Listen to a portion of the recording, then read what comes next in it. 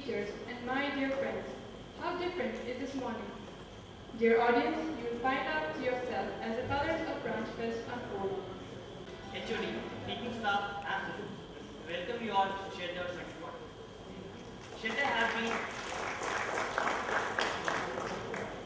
has been a part of our department a long time ago. Every year we celebrate civil engineering and the people who dedicate their life. We feel honored with us to have the Honorable Chief of Guests, His Excellency Dr. Narayan Iyengar. Sir, you hardly need any introduction. You have made all of us proud by your distinguished work in numerous capacities. I'll ask Hemant to please escort Mr. Iyengar.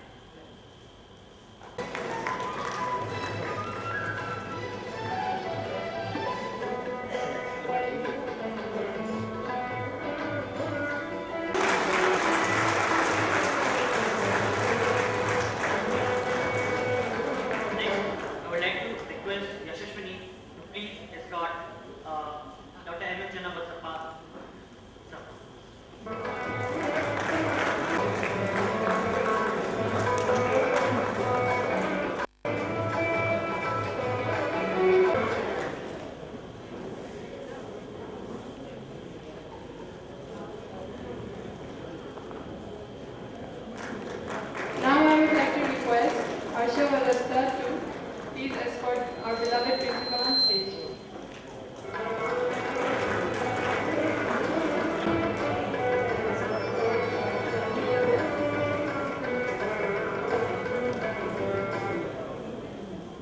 I would like to request our HOD, sir, Vidyadhara sir, and NM Tipiru, sir, please come on stage.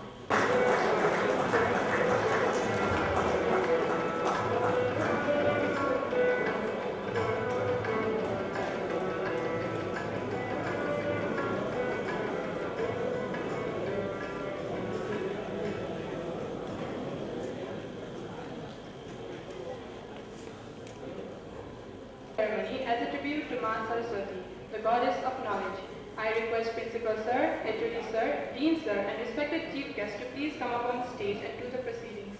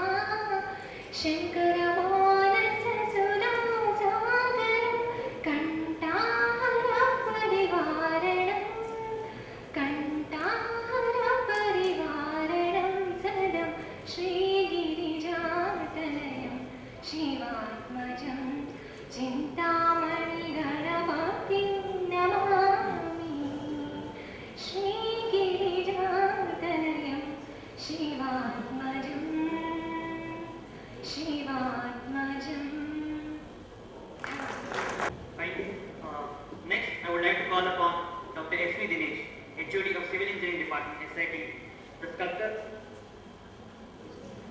of human character, a seasoned scholar, and navigator of the Statue of Knowledge, to welcome the gathering and read out the department's lecture.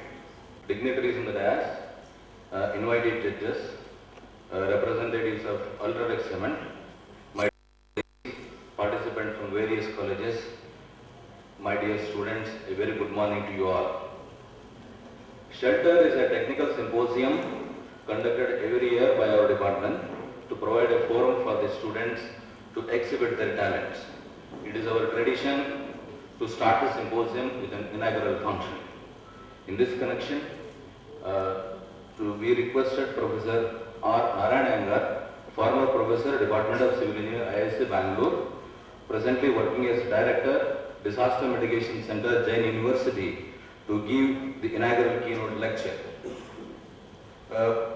Professor Iyengar has served as Director of CBRI, Turkey, and you all know that Professor Satish Dhawan is a national leader in the area of space science.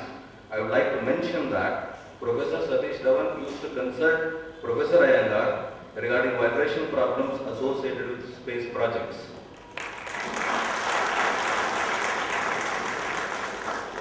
Professor Iyengar is an authority in the area of earthquake engineering and vibration in the country.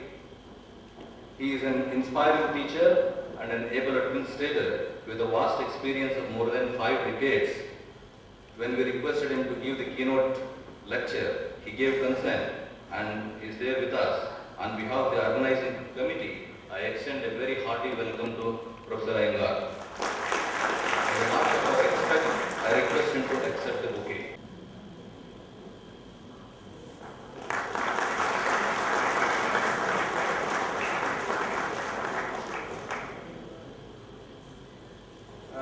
We know that our director,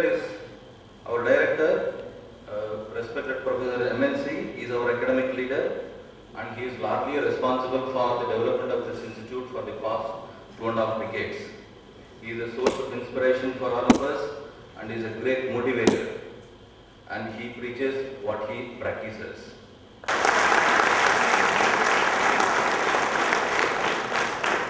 We requested him to preside over the inaugural function. He has kindly accepted and he is there with us. On behalf of the organizing committee, I extend a very hearty welcome to our respected director. I request him to accept the bouquet.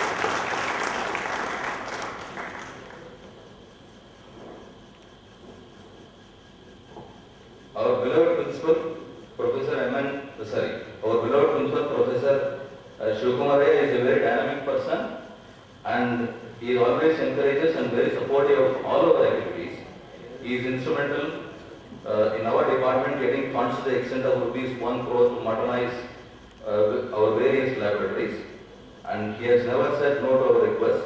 When we requested him to be the chief guest of this function, he accepted our request. On behalf of the organizing committee, I extend a very hearty welcome to our beloved principal. As a mark of our respect, I request him to accept the bouquet.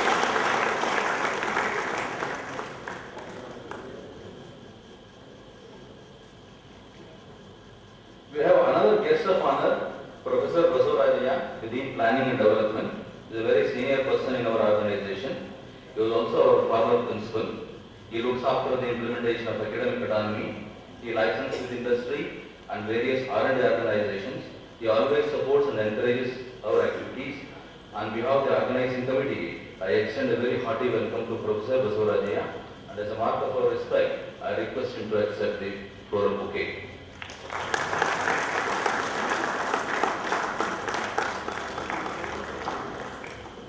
I extend a warm welcome to my colleague, Professor N.M. Tiperudrapa, who is also the shelter coordinator, and Mr. Vidyadhara, our Vice President of the Civil Engineering Association. Both have worked very hard for the success of this program. I request them to accept the bouquet.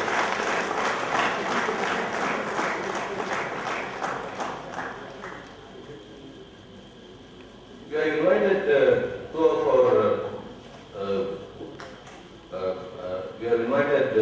two experts. One is Professor D.S. Rajendra Prasad, Principal HMS IT, who is also a former colleague, and Professor Venugopal, Professor SSIT, Tumkur as judges for the technical seminar.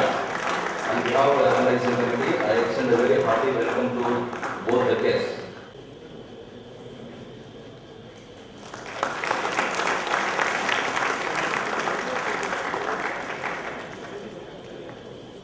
I extend warm welcome to Mr. Kinigi and his colleagues from UltraTech Cements. I request them to accept the bouquet. I think he will arrive any moment. Anyway, all of them, and wish them the very best, and I believe that all of you will carry sweet memories. I also welcome my esteemed colleagues, staff and students of the Department of Civil Engineering who have taken keen interest and have been working for the success of this program in a couple of days. Over the years, our students are doing well in their examinations, and we have received 43 university ranks from 1963 to 2009, out of which 6 are first rank. Sir, regarding placements, 30% of our students get placed in the campus placement, 20% pursue higher studies, and 50% get placed in the off-campus recruitment. We started MTech in structural engineering in the year 1992. The department was also recognized as a research center for pursuing PhD and MSc engineering under VTU. Sir, we have 7 PhDs awarded from our center. 5 PhDs and 2 MSc Engineering are under progress. The research in the area of structural engineering, geotechnical and fluid mechanics is pursued in our center. Sir, the National Board of Accreditation accredited our BE program for 3 years in the year 2004, and again we were accredited for 5 years in the year 2007, and now we have applied for accreditation under the outcome-based Tier 1 system, and the visit is likely to be in the month of August or September. We hope that we will be successful this time also. And the autonomous status was implemented in the year 2007, and in the year 2010 we started MTech in Transportation Engineering and Management. Sir, we have 4 R&D projects worth rupees 45 lakhs from funding agencies like DST, VTU, AICT and Ultratech Cements. We have 7 MOUs with various organizations. This is basically for industrial training of our PG students. And we have an active ISI student chapter, Indian Concrete Institute student chapter, and soon we will start the American Society of Civil Engineering student chapter that we are planned in the month of May. To encourage our students to train for GATE examinations, we are facilitating coaching classes with the help of GATE Academy, and many of our students have registered for this GATE training class, and classes are going on, sir. We organize many events. To remember, Hydro 2005 was a national conference. Then we organized a national seminar on recent advances in concrete science in the year 2012, and an international colloquium on Nanocon in the year 2013, and SP Shah was there for the Nanocon 2003. This is a brief account of the departmental activities, and thank you one and all, and I wish you a very great day. Thank you, sir. A great support to us. I request Hemant to give a token of honor to our beloved HOD SVT. Now, I would like to request Dr. T. Gangadharaya to come on stage and please introduce our chief guest, Dr. Iyer.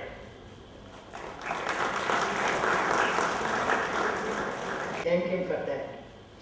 So Narayan and myself, reasonably close friends, started our higher educations together in 1963 at IIS Bangalore. Before that, I met him during the engineer, both of us appointed in South Karnataka, South Canada, that's Bangalore region. So both of us had a persuasion to study more that brought us together. So he got a seat in MSc Engineering at IISc, then he persuaded me to apply to IISc for master's degree.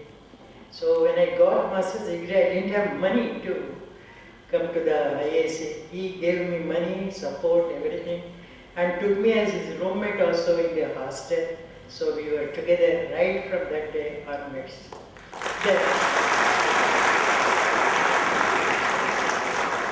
The way he was studying persuaded me or made me also to think, work like him and study together nicely in this. So he gave me a lot of encouragement in my first semester study at IISc, which was very difficult for me.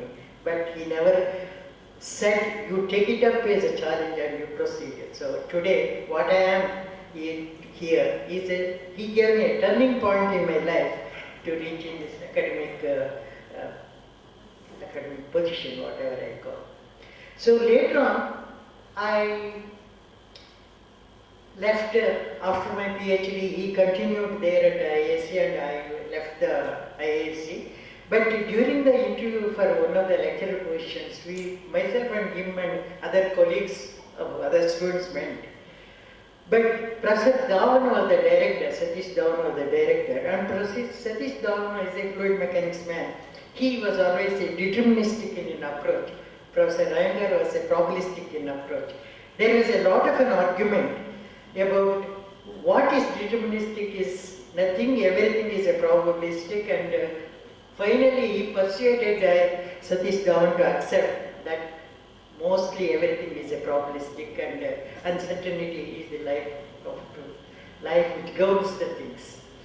Then at the time the department was recommended somebody's name, but Satish Dhawan said nothing doing, he is the best person in the Department of Civil Engineering selection. We should be taken, and he is in for IAC as a lecturer there. From that onwards, he continued his academic faculty position at IAC there.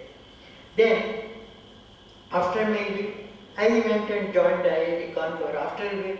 Usually every summer I used to visit this place and go and meet my IAC colleagues and other places. During that time, once when I wanted to meet him, Satish Dhawan was in his room and I had to wait nearly 1 to 1.5 hours to meet Iyengar.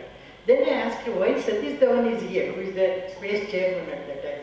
He said, Professor Iyengar, he comes to discuss lots of things with Professor Iyengar during that time. So I felt really great. Satish Dhawan is the chairman for space, and he could have called Iyengar to his room, his office room, but he came directly to discuss it. That shows the in-depth knowledge of Professor Iyengar achieved in the studies. Later on, I went and I was at IIT Kanpur. I used to visit Roorkee. Once I went to Roorkee, and he was the director of Central Board of Buildings and Roads. There, another colleague, Kannada colleague, who told me, he's a strong will of Iyengar. What is that? He asked. See, there was one gentleman who is a good officer here, rather one officer who is notorious in his misdeeds. Previous directors were not able to touch him, but as soon as Iyengar came, took over, understood the whole thing, he suspended him and constituted an inquiry to take charge of that gentleman. So that shows how strong will Professor Iyengar had even at that time. So when I came back here at SIT, there was a function held in honor of his retirement. So I also went there, and they were telling that IAC was pleased to offer him the professor of one chair, which is given only for a prestigious professors who are professors who has really contributed a lot for in the studies academic life. So Professor Iyengar was chosen from IAC to occupy one such great chair at IAC.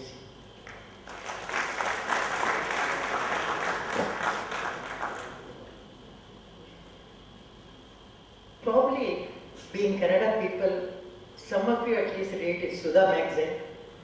In one of the Sudha magazine, I learned there is a probable dating of our two great epics, Ramayana and Mahabharata. So I went through the whole thing, and it was so logically written and beautifully recorded with the evidences and all. Then I saw the name and the end of it is R.N. Iyengar.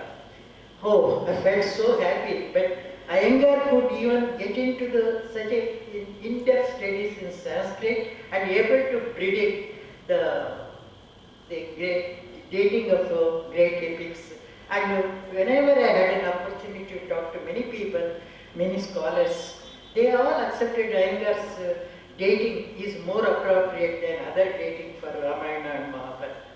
So we feel really proud. A man who is in civil engineering can get into Sanskrit and go into such a depth to present the information on this.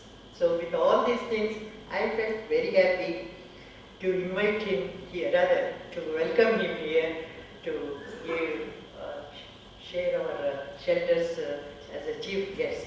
So with these things, I would like to pay my regards for selecting me to give a small brief account of Professor R.N. Iyengar. Thank you.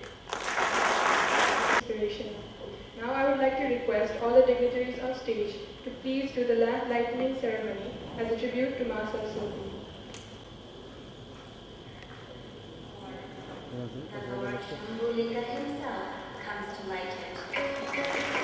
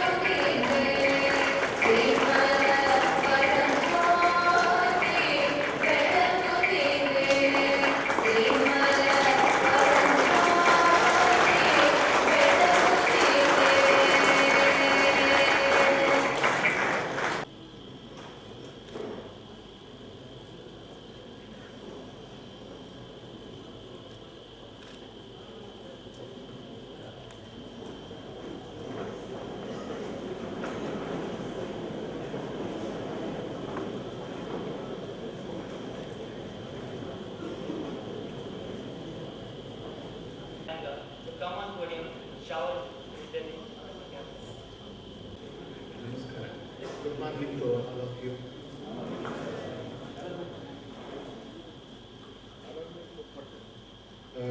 Dr. Channabasappa,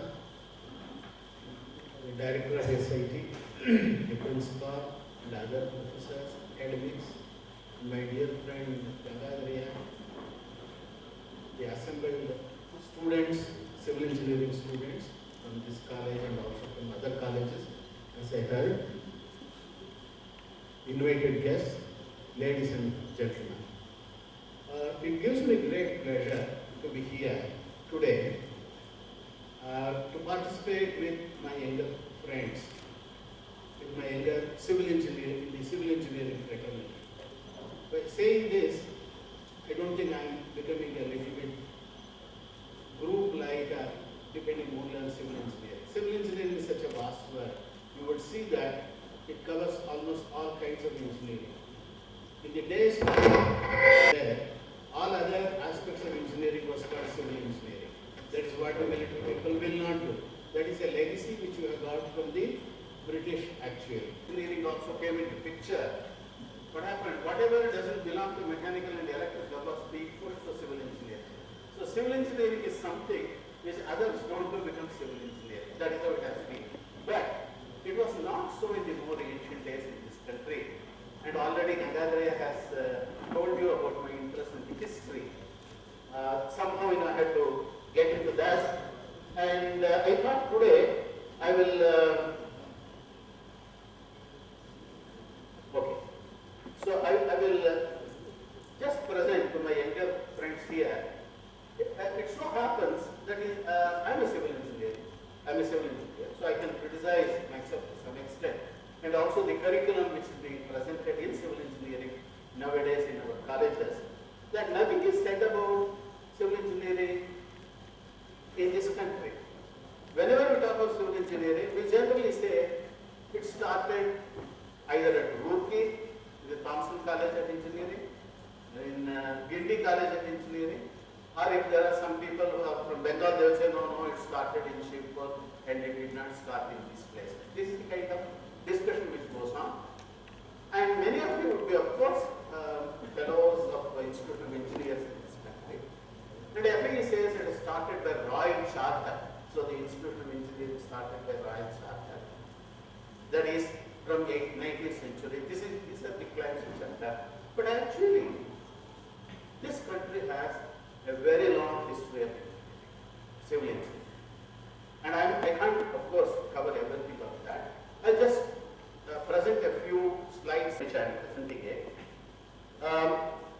Already said about so many things. I'm not going to talk about the modern civil engineering.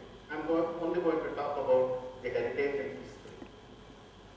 When I entered your institute, there is a vision which is put there, which also says technological development with spiritual upliftment or spiritual development. But how does that happen in engineering? It had happened in this country, it has happened, and it should happen even in future. But this is something which of course all of us have to worry about, not just about the ethics and other issues, also the questions that civil engineering should ask, kind of constructions to do, what it has to do with the society, what it has to do with the universe, what it has to do with the future. These are the questions which also has to be asked. Now, it is my understanding that our ancients did this, whereas somehow slowly this is vanishing. But let me, before I actually present a few other concepts, say why I got into this business of history. You know, in 1993, a very important, major earthquake occurred in South India, that is the Hilari earthquake, also called the Latur earthquake. Many of you would have even felt it, but some of you might have even visited those places. It affected not only Maharashtra but also northern Karnataka. There were about 10,000 deaths also which happened. Now, I had investigated this as a field investigator and also public.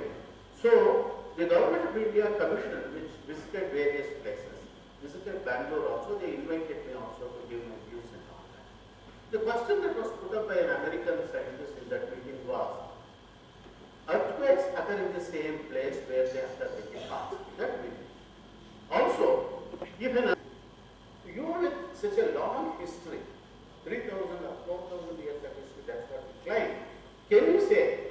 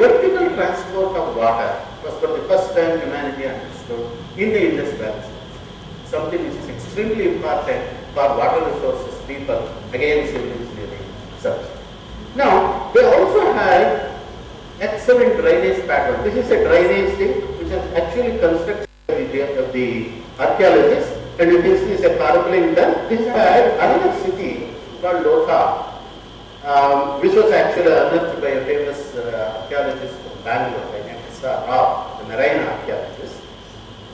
This is about 1.5 hours drive But in the more ancient times, this was actually a port. And this had ships and small boats and ships coming here. I am showing this to show that the kind of engineering, in civil engineering we talk of structures, we talk of water resources, we talk of hydraulics, we talk of sanitation, water supply, we talk of docks, harbors.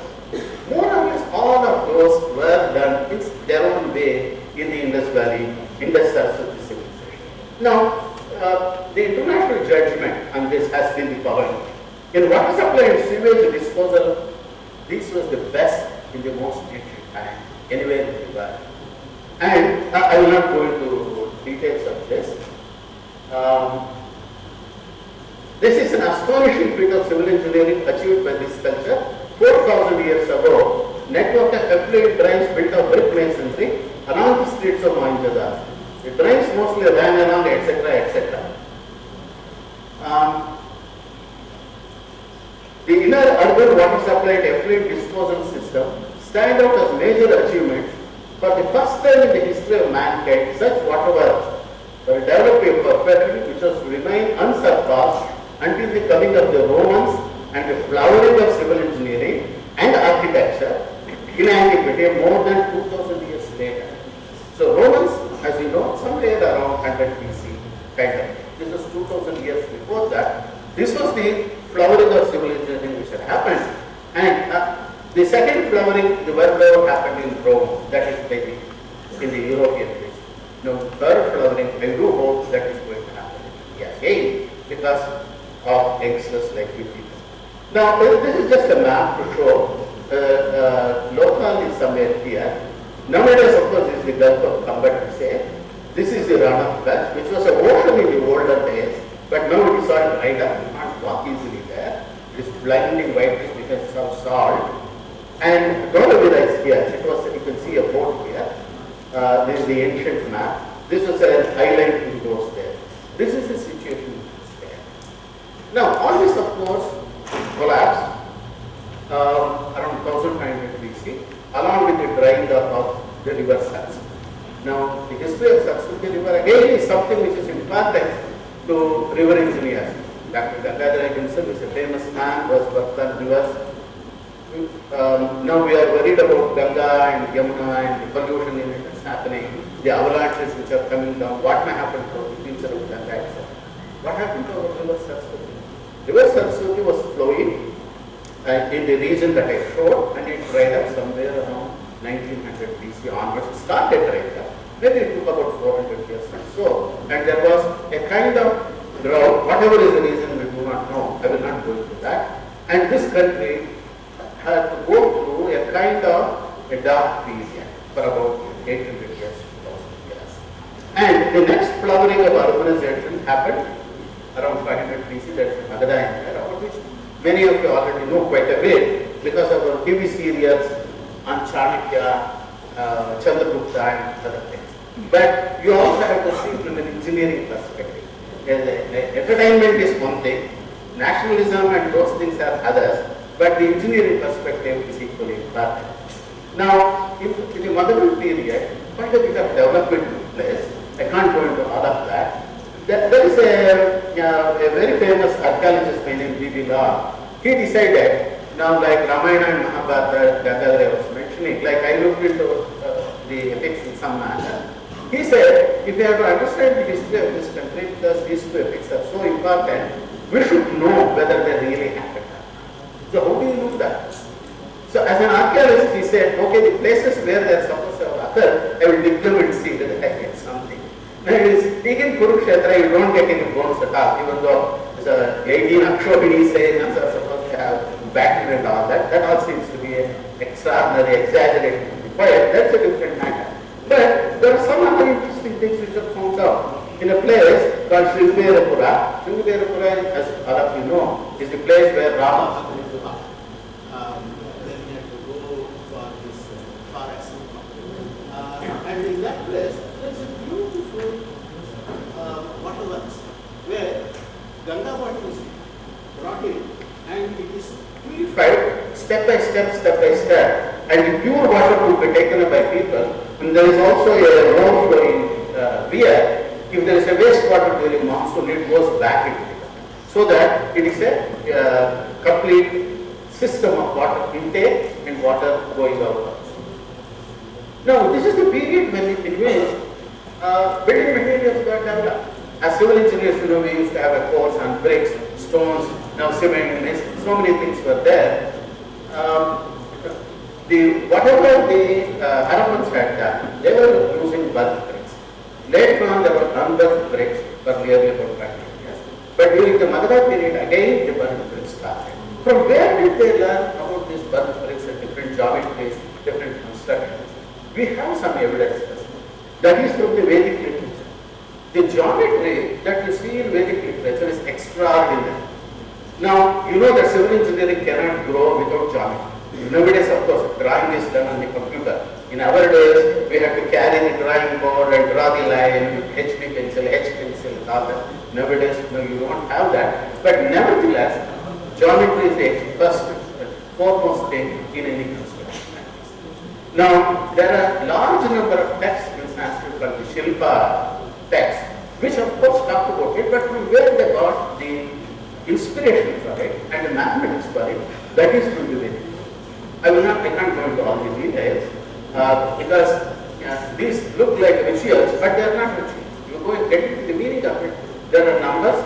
The Pythagoras theorem, as we call it today, already stated by Bodhayana and Ashwalayana somewhere in 700 BC or even earlier than that. Now, they use for their religious purposes bricks of various shapes, rectangle, square, triangle, wedge.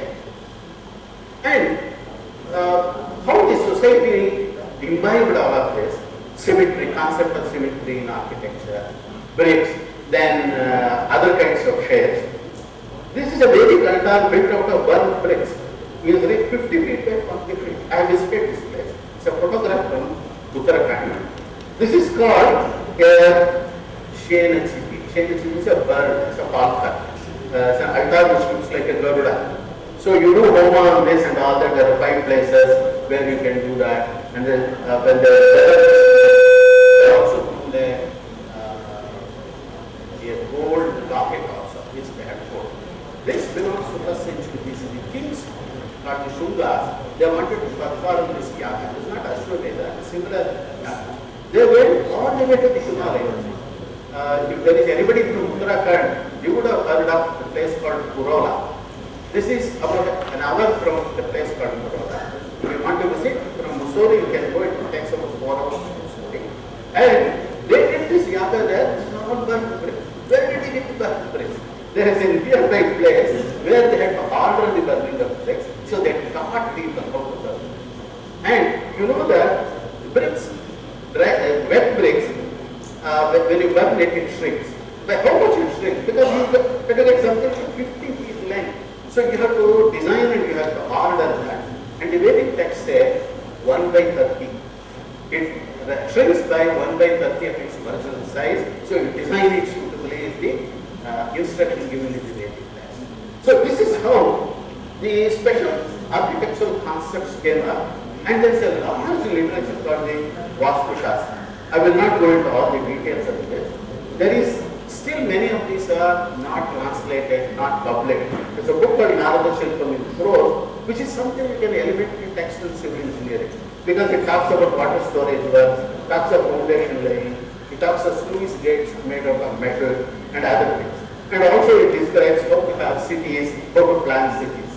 And all of you know, since we have taken this for granted, in any village we go, to any place we go to the nearby river and you see a beautiful bathing god, we just go down, put our legs in the river, sit there for a few minutes, okay, maybe meditate or think about something, go to the temple nearby. But these gods have played an extremely important role in civil engineering because water management is the most important thing.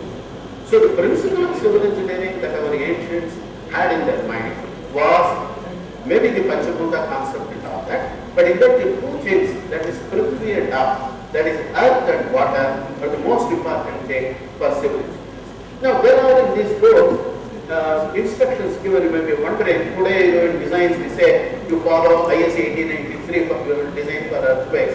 And what you see in that guidebook, it says you take 1/3 of this, you divide 1/5, you take of this, you add lateral load plus this load, 2/3 of this, by 2/3, by 1/3. God only knows, they won't say any of that. And similar instructions were there in the Shilpa book. It simply says King's Palace is of 5 kinds. Width will be of 108, 100, you choose whatever you want. And the length has to be greater than the width by a quarter. That is the radius equals 5. It is not square. And then dimensions are prescribed. Height of the first floor has to be width divided by 16 plus 4. So you can have this as your measure, instead of a meter, and you can do this. So you get a beautiful shape. And pillar width is given at the bottom, how it should be there. And these are many times made with timber. So they would slope it. So how to do it, how to slope it is also given. And soil testing is prescribed. Where will you find out how do you do it? They had a concept of load bearing capacity. Non-porous soil was preferred. Why do I say this? Good soil means density test 1 adaka of soil should weigh 64 bar. 1 adaka is something like Mukhya or Makri, and it should weigh something like 2 mana or so. So if that is it, it's a density concept. Then it's good soil. And porosity is, they would say that you pour water inside, and if the water remains there after about 100 winds of the eye, it is a good soil. This is the concept of porosity. Maybe we may not, we think that's all very elementary, but they had that, and it had to be developed. Now, about in civil engineering, the other concept, particularly on concrete plants,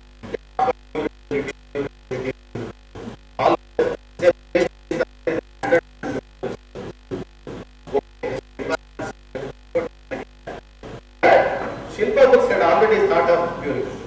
Said durability of structures, they did not know yet what the cement would accept the directions. And this was first done on paper, up on then transferred out to the ground. So the passion of this lady was to see how to first locate this and how this was transferred. That is the engineering. And so what a wealth of information we got. This is the same thing which I am showing a figure.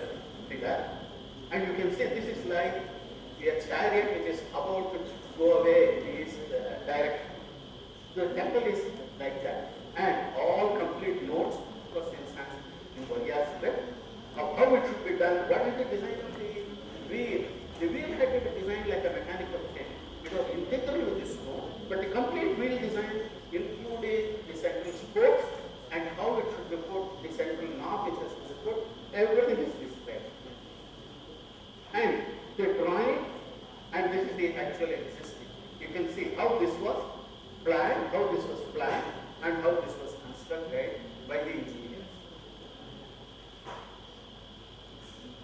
Not only that, there is something which particularly people who are in construction have to appreciate. All construction, like when I joined PWD the first day, I was also there, we were told the measurement book is the most important thing. And you have to keep your diary you have to keep your diary, which of course I did for 1 year, then I left it. They all kept a diary. This is the diary, the English translation is given here, and this one itself is a heritage. And you can see, on the 24th day of Pula, the images were set up in the nishas. Narayan Mahapatra received salary. There is a note also, you can refer to the footnotes and see how much money he got. 58 madas and 50 madas. And who all got this money? And the carpenter Nidhi Mahapatra supplied 2 thick plans of bandhana, etc. etc. So each and every detail for the last 6 years of the construction. The construction was for 12 years. But for the last 6 years we have this, and the record is available. And also, from where did they get the stones? People who have visited Konark know there is no quarry nearby. The stones were obtained 100 kilometers away from the hills. And there were artificial canals which were made for this. And they were transported to Konark, which is in this sea coast, on this on boats. And the boats were designed. Now you wonder, how they lifted up such heavy things? What happened? They used elephants. They used cranes. The cranes were not inclined planes as in the Bradishwara temple in Tanjavur, but they had a concept of a kind of a lifting thing like we use for motor vehicles, a jack. You do like this, it slightly goes up. In multiple levels, you can lift it up, contraction. And for having a counterweight, you use the elephants with against stones like this. These are the scaffoldings which were done. These were the boats which are combined to carry stones and rocks. And they had other kinds of things also. This is the jack arrangement. All these things are available and they are audited. So they had their own CAG and all that. The auditor has to come, the superintendent, Bhattana, he came and he received a design. He put his sign also of this. And similarly, all others, 4 people had to audit the accounts also. It's an extremely important thing because ethics becomes important in this way. Now, I will not take too much of the time, it's 11:30. There are, sir, I have time? How much time? No, not. Okay, I will quickly address.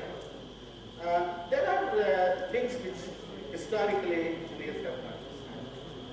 In the first one, I showed you the sewage tanks in the Harappan civilization, where they were carpet.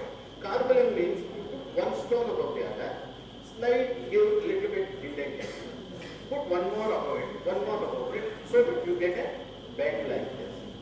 But the load is carried vertically. There is no horizontal thrust which gets far. Whereas in arches, horizontal thrust gets far. We have no arches everywhere. So arches came into India. The arch form was there. In Ajanta I showed you all the arches. They were there, but they were built from the principle of, not from the arch, but from the other carpeting. Now the arches came into India only in the 13th century. It was brought in by the Bahavani people from Persia, and this work was done by K.S. Degree, my colleague at IEC, under the Indian National Academy of Engineering, where I was in charge of this campaign. I will not go into the details of it.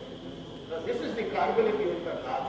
Today, some of the giant temples, see how they construct. They do carbonic, beautiful marble they do it, and they get a beautiful shape outside, but it's all carbonic.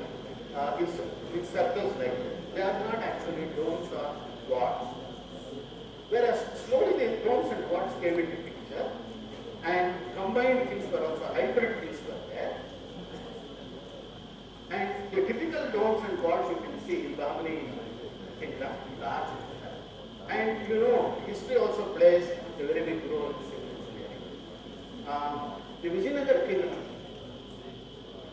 influenced by these things, the element stable, where element stable has both the carburetor as well as the arc kind of construction, the hybrid construction. And once the Vijayanagar kingdom collapsed, so the artisans and others also moved away. And you know, in the history you read that the king of Vijayanagar went to Chandragiri and all that. So in Chandragiri you can see some of these things. But right now they were given pushed further by the time the British came. So Tanjavur and those regions became very important. So the artisans went to Tanjavur and other places. And you can see in Tamil Nadu that the art was brought through in the 18th century. So this was a kind of tracing in South India how the arches came up. And you know, such work can easily fetch a PhD. And these are the works which are extremely important to be done by people who have interest in architecture, and it has to be done by civil engineers, structurally. If you are working on it, many times, you know, people think that it is a problem for the architects and architects. It's not. The engineers have to take it. So that is a beautiful work in which an engineer and an architect work together to produce that work. Quantification becomes extremely important. And we always wonder, where is the quantification, where is the scale for these things? If you have visited Belur and Halavid, you would have, somebody might have shown you, this is the kind of thing which is there. From this book is available, I'm not going to the details. This is in plan. The position of the scale is here. In every temple, you will see a scale. Like in our drawing sheet, we'll give a scale in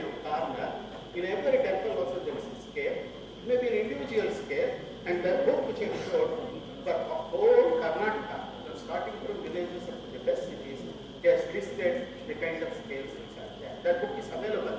It is something which is important for students if you are interested in construction practices. The last part that I another 5-10 minutes, not only about buildings, because this is more a shelter, that's what he said. The shelter cannot be separated out from water. The water and shelter have to go together. What is the situation for water works? And many times when we talk of heritage, unfortunately people talk of only heritage structures as buildings, as temples, palaces, mosques, churches, and other kinds of things. But water works are extremely important. Now, the towns, of course, the ancient towns are also important, but water works are important. They had their own intelligent way of doing. There is a PhD thesis done at IIT Delhi, taken the information there. There were large dams in Mysore. The Motikala is very near Mysore. It's next door near your country. You can see that. There is a large dam. It's beautiful. Today it's still standing.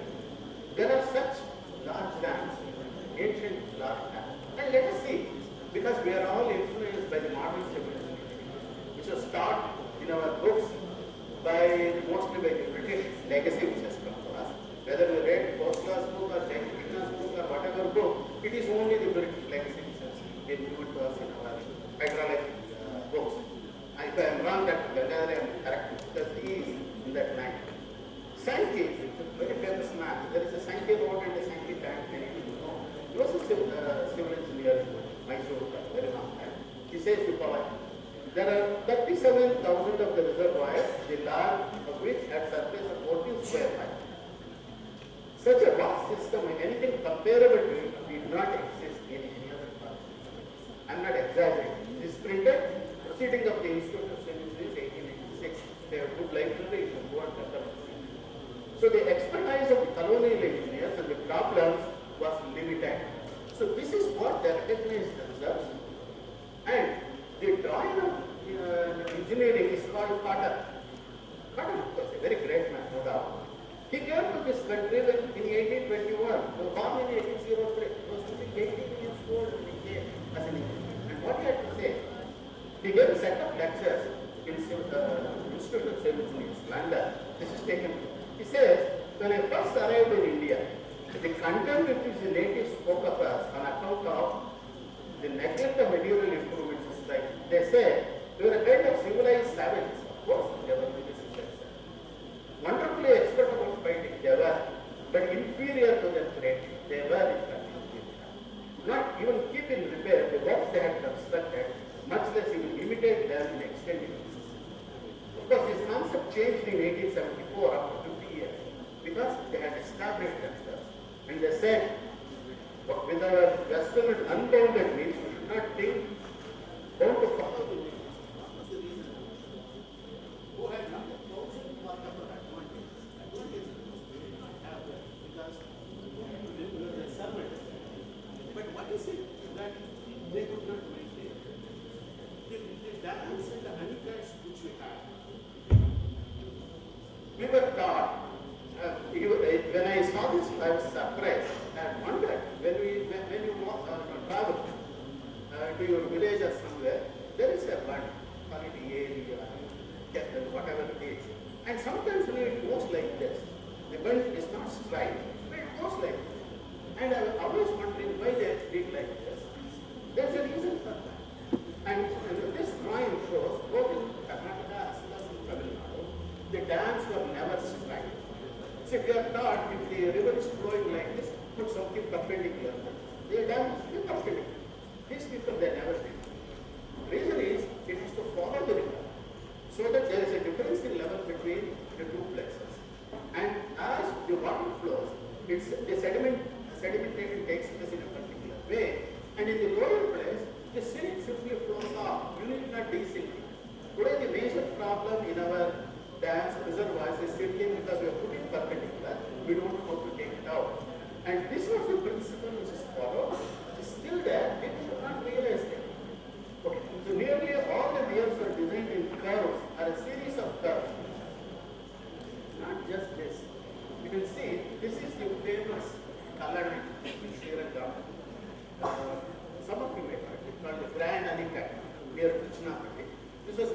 2nd century AD. You can see it's about 1800 years old. When it was designed, it was a sinusoidal thing. It is not straight. Now you may wonder why you wanted sinusoidal. I don't know. In plan it looks like this. It is about 1160 pretty long. There is a difference in elevation between the right side and the left side. And all this was done so that the water goes away on one side, the sand goes away because Kaveri there is too much of sand. But you remember, 600,000 acres were irrigated by this one branch of Kaveri itself. This got into a lot of problems. I will not go into the details of this because the Tanjavur side was a king, whereas the Krishnapalli side, the other end of the dam, was a Nawab in Krishnapalli. They did not see eye to eye and they wrote letters to the British occupied. They did all, I would say, and they meddled with the heritage structure which had served well for 1,500 years. Today, of course, it looks like you can go over that, you will never know what it is.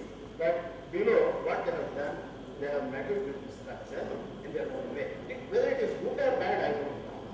But you have to have some kind of out-of-box thinking. I don't know why dams have to be always right like that. You can also have something which is different. And maybe you get a different reservoir, different kinds of problem. But if it is for the fluid mechanics people, the hydraulic engineers, it's all right. Maybe somebody should take it up and see it. There are arch dams, I know. So you can have infant dams also. We have few bridges. The bridge need not always be straight. But there is few dams also. Well, anyway, I come to the last part of my talk. What is the kind of technology transfer which happens? Civil engineering technology from India to West India. This question is many times. But so many things happen when civil engineering is made. One is very well is the well foundations. Because in the North India, in the city condition, you have to have the foundations of well. So well foundation, for example, in Taj Mahal is well. This the British understood for the first time that you can have in such soft soil in the Indo-Gangetic well foundations. Then they improved on it. They used it in their own places. So well foundation technology is established in India. There is one more very interesting funny one. They understood about lime marker only from that story is there in a paper in the Royal Society. I have given the references here. And it was written by a person called Edmund Halley. Edmund Halley was an astronomer who found out the comet called Halley's comet. And along with another person, there was Isaac White, he was from the Governor General in West Indies. So this is a paper in the 18th century, you can see, from the 17th to 18th century. He came to India to see what is happening in East Indies. Because those were the days when British were still wondering about the greatness of this country, the new things that they had learned and all. And what this fellow learned and communicated, you can see how to make mortar, how to make lime mortar. And how did they do it in Madras when they built the first church in Madras. So this Governor General had to come all the way from West Indies to observe how they were constructing. And what he says is here, very interesting, you take fresh bit sand, lime, and then flank with water, and then how it has to be done, mix it with jaggery, mix it with other kinds of things. Details I will not go because we have been taught to draw but such things, unfortunately. Our teachers in building construction, even my teacher, when I studied in India, he never told me anything about this. So lime mortar was laughed at cement, concrete, and then steel. And this one says, how it is jaggery water, groundwater, I'd like it to. And the middle of that's a kind of butterfly, it is an Ayurvedic medicine, it has to be explained. The Indians usually put minor quantity of fine lime, so the laborers drinking it. Because it is so sweet, so he says, you put some extra lime in it so that it will not get drunk. Even today our laborers, they drink retail alcohol and get into problem. If they had drunk this, nothing would happen. They would still be happy and they would still be working well. And then he says what it has to be done and all that. And his further description, he says, as for instance, the Madras Church steeple that was built when I was last there, also for some ornaments and scholars, good artwork, imagery in the gardens, it is necessary. It also gives a second tone. How this has to be done as a second tone, it describes. You have to add tea, you have to add white eggs, you have to put buttermilk, so what and then soften it, and then travel, and then how it has to be done on a stone with a stone roller, the same manner that chocolate is usually made in England. So it has been got to that consistency. And he keeps on explaining how it is done. And the white water, and also take a gallon of toddy and then mix it. But anyway, this is what he has to say. The details are there. And he compares what is in China. China, they would mix it with blood. And that would not be white at all. He says shape and other things. The dark color, he doesn't find. The plastic has to be white. And finally, stopover. Or plaster of Paris. We know that they spoke of stopover, plaster of Paris. Take pride, our ministers and other people, I don't say more, pay lakhs of rupees for that. I have seen a room done with this sort of terrace marker that has really come up with the best sort of wainscot work in schools. What is wainscot work? Maybe the older people know. It is the best woodwork in England. The best woodwork in England is the polished wood. It's called wainscot work, which you touch, it will be shiny like a mirror. That is a kind of plastic. Get it? It is a kind of technology transfer. In civil engineering. So I thought I should tell this to my younger students so they should feel proud of the legacy, not just of what is taught in the classes and passing the exam. Now, I am not against marking. This is a heritage structure in Tumkur, that's in Himachal Pradesh, made with reinforced. But the architectural beauty of the Buddhist architecture is still. Well, anyway, I come to my last slide. So India has a long history of civil engineering. I will not go into it again. My urge to my younger friends is don't neglect it. This may be a process for you also. Some of you take up research. You may go to the Indus cities, Ptolemy and other places. See the kind of engineering, not archaeology, not architecture, but engineering what is there. And you will get your MSc, your PhD thesis. Okay. And you may stay in the university to get some new concepts also. And also the bathing guards and the water. Don't neglect it. In your own villages and other places. They have great engineering. There is great engineering. And the last point is about ethics. As I showed you the diary of the temple which I had maintained, up to the last pipe, how much money has been spent. You may say, sir, they might have eaten away some money. I don't know for those things. But that's a social system. Where they have to maintain all of this and get it. So these are the three important things which I thought I would share. Thank you very much. This magazine was first published in the year 2002. Since then, it has been an integral part of our department. The new edition of Atlas brings you the news and information related to civil engineering. Now we request our chief guest, Dr. Narayan Iyengar, to officially release Atlas and do the honors.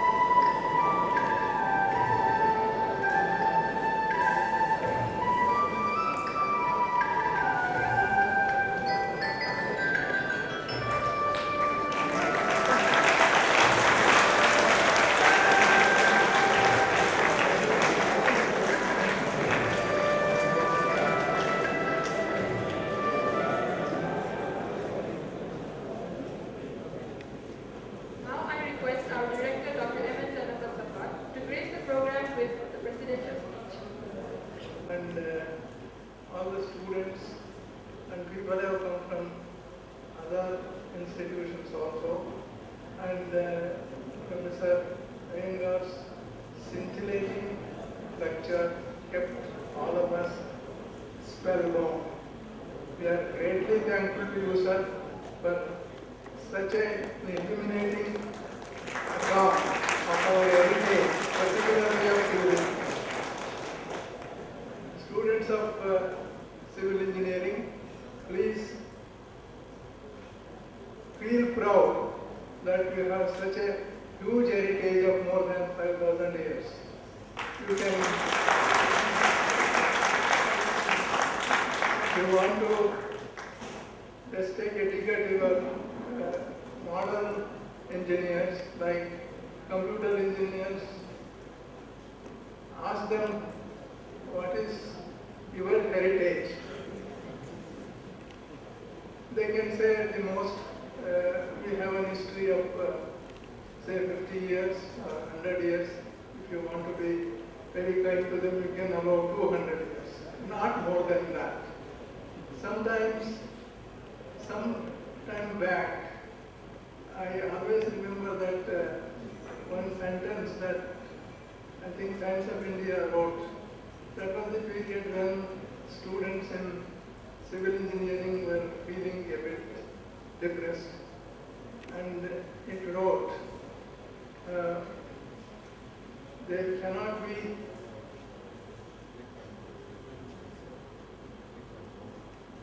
brick and mouse without brick and mortar.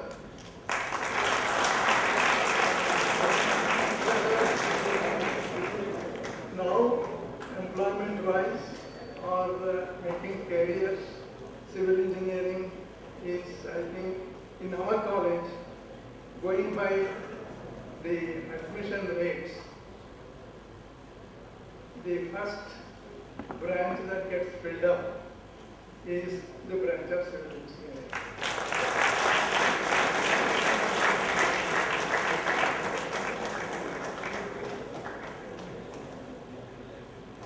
Civil engineering is basic because the life's necessities, roti, kapda, or maha.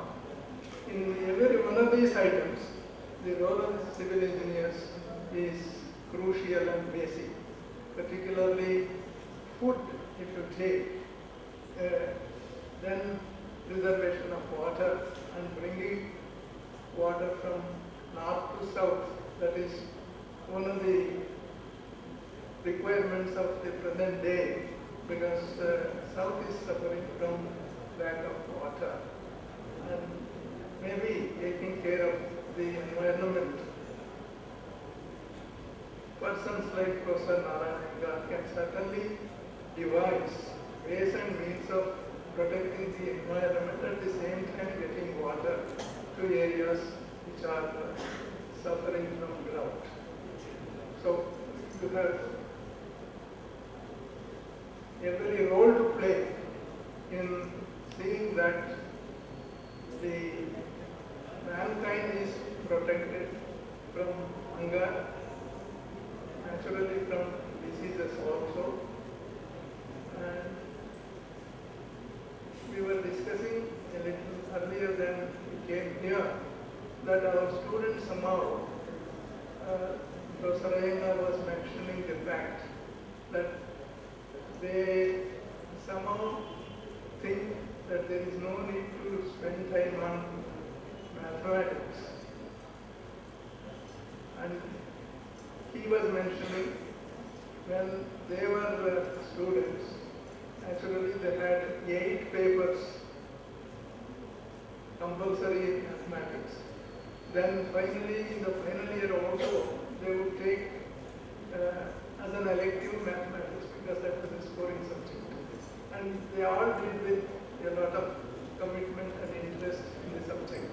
So to develop anything, when you are thinking of developing innovative projects which could at the same time lead you to good business and development in the society, there is need for all of us to understand the importance of mathematics and study mathematics and get into the spirit of mathematics. Even the constructions that is, I don't think they had any machines which could take care of those things.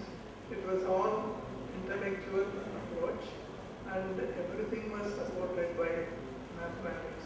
Therefore, dear students, you have only 4 papers and it is not just a necessary evil. It is an important branch of knowledge which could invigorate your minds to see that you are able to just go into a lot of research work, think on those directions.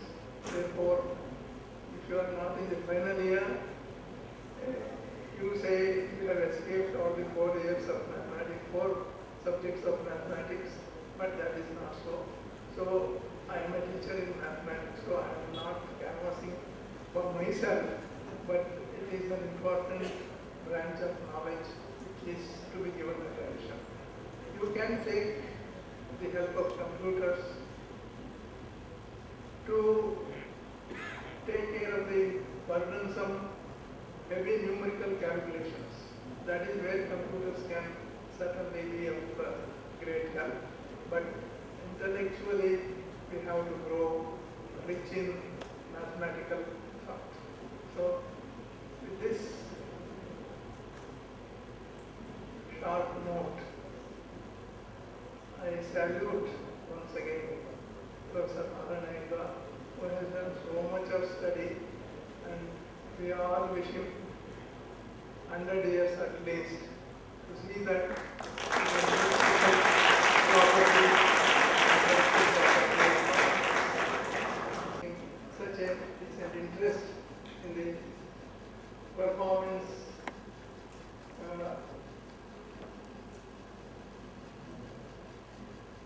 I don't see any other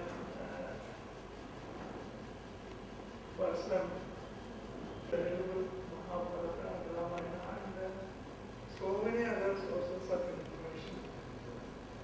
And to say that all our ancient things are to be rejected, there are some beliefs and practices in temples and arts. They cannot be just discarded by somebody who calls himself or herself a modern.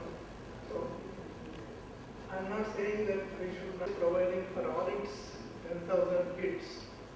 They may not be becoming big pundits, but they have a taste to pursue if they want.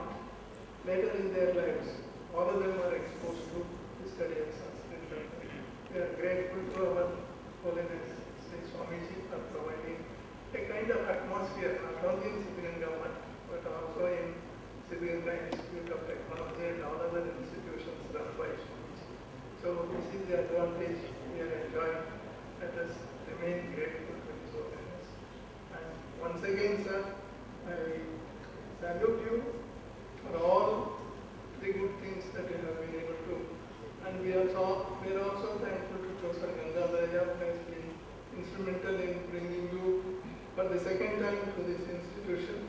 Maybe we would, I think we can organize a seminar, a 2-day seminar or workshop, where these things could be exposed to a wider audience. We can invite people, professors, and all those people. And I think under TakeWhip we can organize some program, a 2-day program, which will enlighten people about the heritage, particularly in respect of it. So, thank you very much, and congratulations to Dr. Dinesh and his group for organizing this program. Thank you. Finally, we request Professor Rudrappa, the faculty coordinator of SHELTER, without whom this day would not have been possible, to give vote of thanks. Dr. Shishi Shivakumar. So the function, the inaugural function is almost coming to an end. I am happy to propose the vote of thanks. First of all, I would like to thank Professor R. Narayan, Director, Disaster Mitigation Center, Jain University, Bangalore, for having come all the way from Bangalore to deliver the keynote address. And he has given a wide spectrum of how civil engineering is connected to the history of India. So on this occasion, I would like to thank him once again for having accepted our invitation to come and present the address.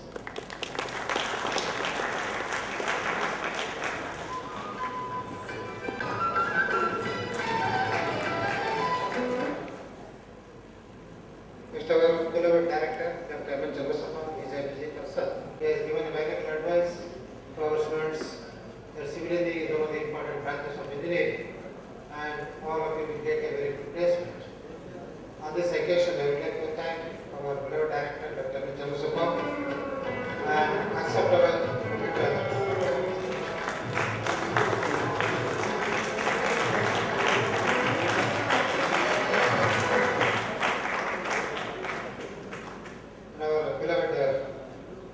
principal, Dr.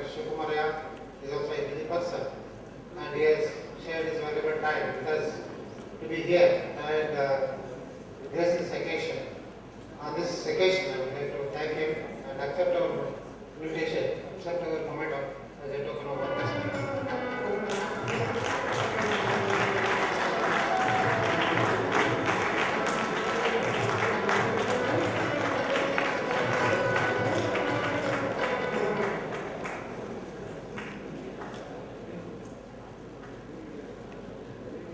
So our Dean, Planning and Development, Dr. Professor Basavajaya, was a busy person, and to grace this occasion, I would like to thank him once again and request him to accept this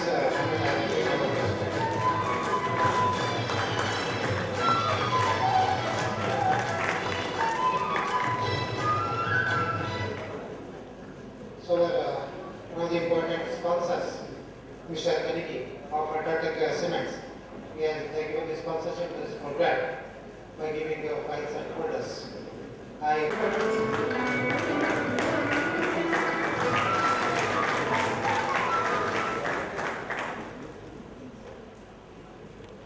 So lastly, Mr. Vidyadhara and has worked for the last couple of months. We sit together in our department and work how to conduct this program. No work, still we have a lot of programs to unfold. So I once again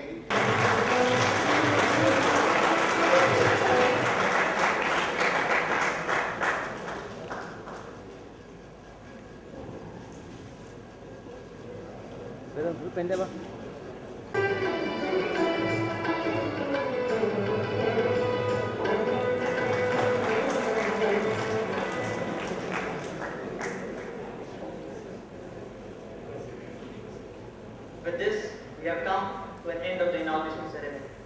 I would like to thank our chief guest, Dr. Narayan Iyengar, whose presence inspired everyone. I would also like to thank our beloved director, M. Musaffa, Principal, Dr. Shivakumar Ayya, Dean, Planning and Development, Professor Basvarajaya, HOD, Dr. S.V. Desh, and all the faculty members. Finally, I would like to thank all the students for being a wonderful audience.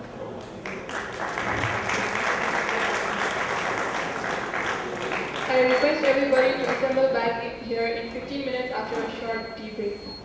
Dynamics is a branch of mechanics that deals with the motion of bodies. Dynamics is a branch of mechanics that deals with the motion of bodies under the action of forces. And dynamics is mostly related to Newton's second law. And the contents of today's topics are introduction, structure, revolutions, fourth dimension, time, advantages, maintenance, green building, and conclusion.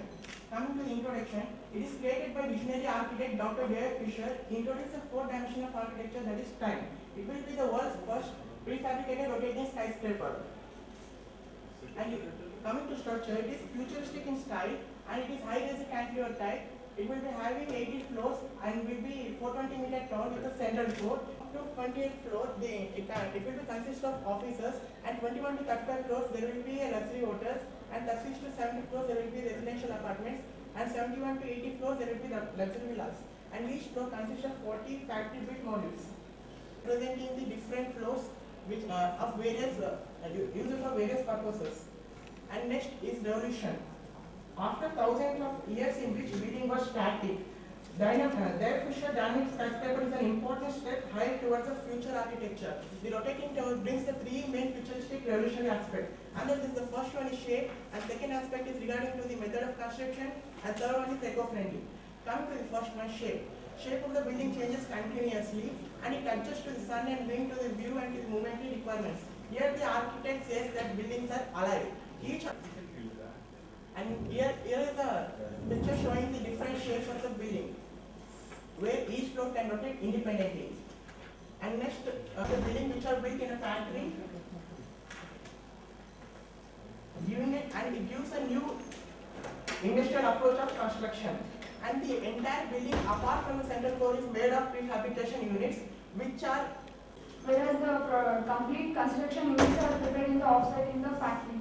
Next is fast construction, resource optimization, cost savings, green construction site, extended building lifespan, low energy requirements, for immediate inspection, special sensors and diagnostic systems will be detect malfunctions for immediate repair.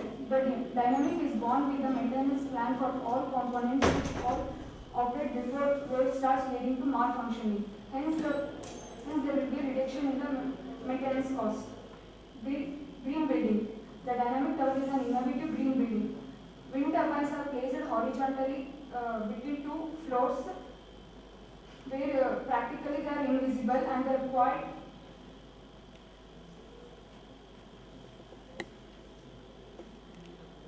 solar panels. They are placed on each rotating floor to produce solar energy. Natural and recyclable materials are used for interior finishing, and insulating glasses and structural insulating panels are employed to improve the energy efficiency. so that we can change our views from the building. Green building. So how do you say it is green? Since the maximum construction is made in the factory, sir, so the less wastage such as noise and other materials, so that makes it a green building. It includes mainly turbines and solar panels which can generate energy. Okay, whether you have prepared paper, it is not right. It moves on gears, right? Yes. Suppose if there is a malfunction in gear, how they are going to repair? It's Yeah, not a small component. Yes. How they are placed in same way they are removed. Huh? How they are placed? Entire house they are going to remove? No, sir. There are 40 modules, sir, on each floor. So that if any repair is made, only that module can be taken. From that unit and they are going to repair down and they are going to press it. No. Individual lifestyles, works, and unconstrained leisure time activities all encourage transportation. Key for us to eat, drink, and work in our offices and live our private lives. This leaves us no conclusion that the future of transportation will rely on super intelligence in vehicles, control systems, and planning tools due to detection, efficiency, and safety of a designated transportation network. It integrates a combination of subsystems or modules, each with a separate objective, into one overarching system to achieve specified sustainability, efficiency, and safety targets. The transportation network is not necessarily restricted to road or even a surface-based network. It can include a combination of non-motorized transport, road-based transport, rail, sea travel, and air travel, achieved by usage of mobile stations and central IT stations built on buildings and vehicle stations and roadside stations. The modules of an ITS range from CCTV surveillance, variable message signage, lane management, ramp metering, freight monitoring, incident and intruder detection, weather information, container security and monitoring, smart shading, seamless intermodal interchange.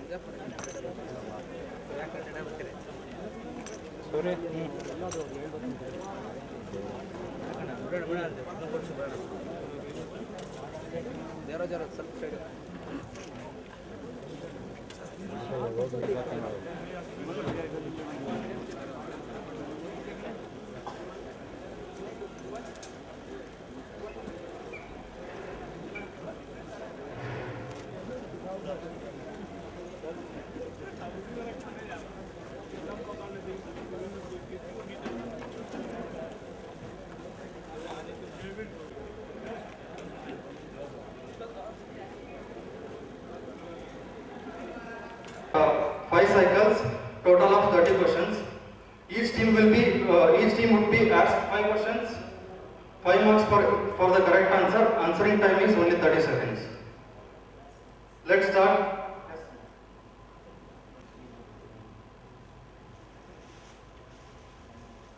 Okay. The first question for team 1. The ratio of dynamic stress to shearing stress is called A. Turge's number, Reynolds number, C. The viscosity index, D. None of the above.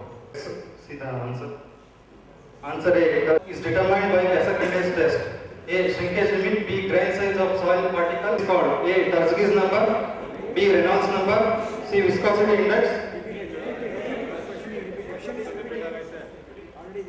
This system, the radius of no circle represents A. Maximum normal stress, minimum normal stress, C. Maximum shear stress, D. Minimum shear stress. Let's see the answer. The answer is right. Maximum shear stress. Engineering. A. Geometric design, C. B. Traffic engineering, C. Slope stability analysis, D. Pavement. Yes. It's wrong. D. Slope stability analysis. Answer is right. Option is right.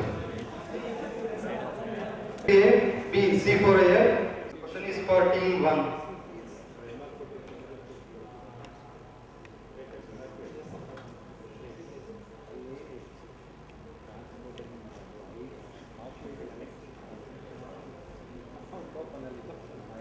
Please note the time.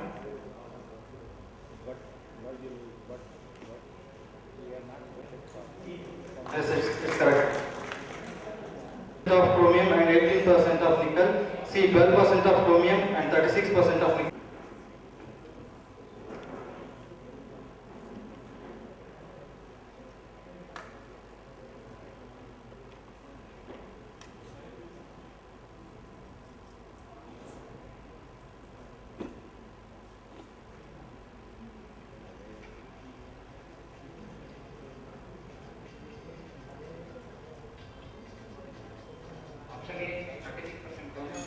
Option A, C, supercritical, D, none of these.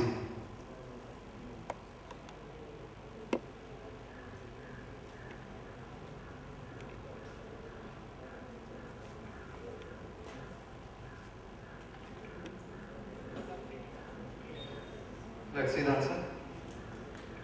Answer A, subcritical, it's right. The next one.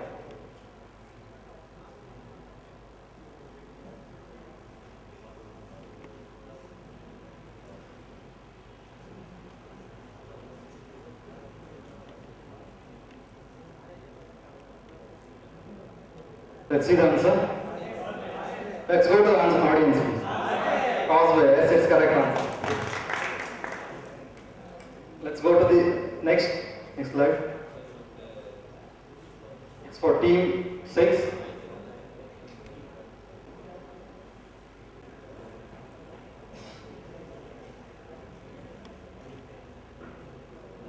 Please note the time.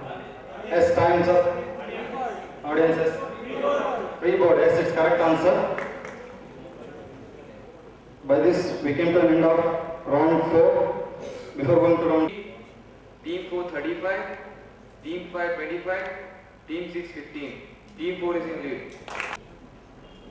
Function of SHELTER-2014. Now, I take this honor in welcoming the dignitaries on the dais, respected principal, our HOD, our shelter coordinator, and our shelter vice president.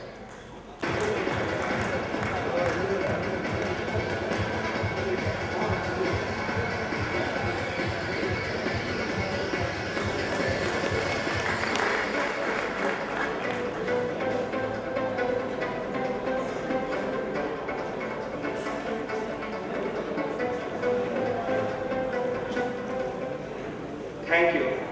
Now, I would like to call upon Sindhushri and Mandara for the invocation prayer.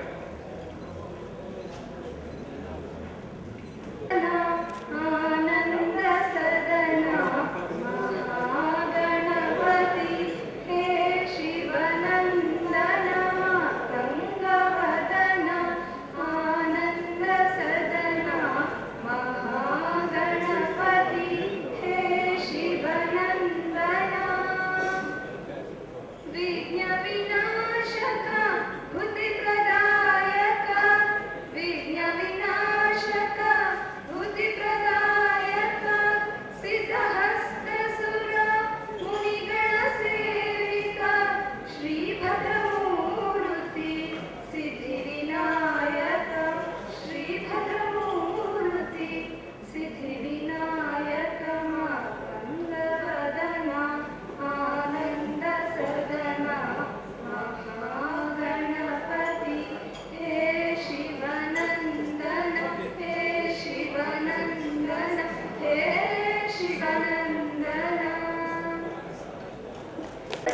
Shelter Coordinator, Professor N. M. Tiperudappa sir, to welcome the gathering. Today's program. First of all, I would like to welcome our beloved principal, Dr. Sukumaria, to this function. Our principal is a busy person. Whenever we approach him for any approval, he was always busy in solving the problems of students.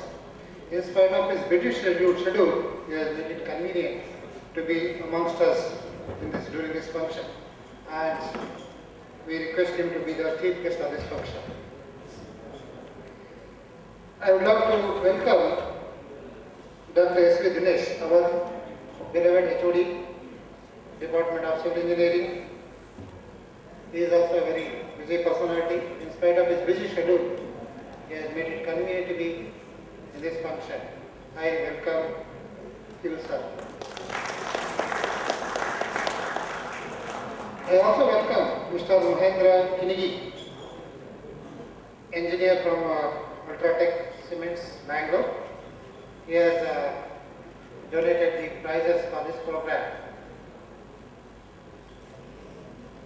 I would love to welcome our friends from our institute as well as from the other institutes that have come here for participating in this function. Thank you one and all. Now I request our beloved principal, Professor Shivkumaraya sir, to address the gathering. Good evening to all of you. Dr. S. V. Dinesh, Head of the Department of Civil Engineering, Professor Tiperudappa, SHELTER-2014 Faculty Coordinator, Vidyadhara, Student Coordinator, my esteemed colleagues, invitees, my dear student friends. I am very happy to participate in the valedictory function of SHELTER-2014. Now this technical symposium provides a platform for students to exhibit their talents and also technical skills. Now that has been provided by all the departments. I was just speaking to Tiperudappa, how many of our students presented papers in this symposium? He said about 4. And from other colleges it may be some 6. Now we have some 22 faculty members. Each faculty members can mentor one student, and therefore there will be at least some 22 papers from our 22 some quality papers from our institute. Now we had a heads of departments meeting. Students, you all know we have proctorial system. We talk of mentoring system also. That is, it was discussed in the second year. We have to identify good students, and each faculty member should mentor at least 4 students. He should be a mentor till he completes his degree. Now, if we do that, definitely there will be a lot of quality papers for presentation in the technical symposium of Shelter 2015, 16 and 17. And it will continue. Now, in one of the previous department technical symposium, I also mentioned, since I say at least some 22 papers, because a lot of information is available, that doesn't mean we should copy